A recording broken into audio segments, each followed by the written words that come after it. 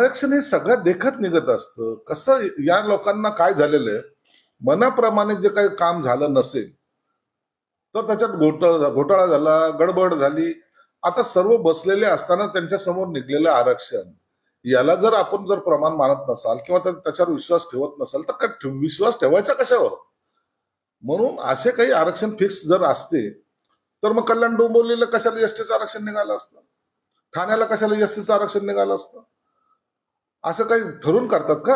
अरे मी परवा बोलताना म्हणालो की जर हे आरक्षण नागपूरमध्ये सर्वसाधारण महिलेसाठी येत असेल तर हे आरक्षण फिक्सिंग आहे.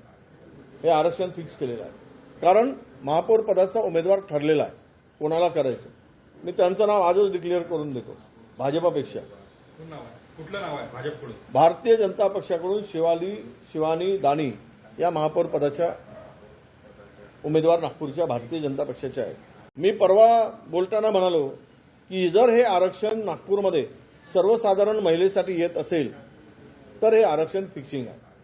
हे आरक्षण फिक्स केलेलं आहे. कारण महापौर पदाचा उमेदवार ठरलेला आहे, कोणाला करायचं. मी त्यांचं नाव आजच डिक्लेअर करून देतो. भाजपापेक्षा कुठलं नाव आहे भाजपकडून? भारतीय जनता पक्षाकडून शिवानी दानी या महापौर पदाच्या उमेदवार नागपूरच्या भारतीय जनता पक्षाच्या आहेत. मी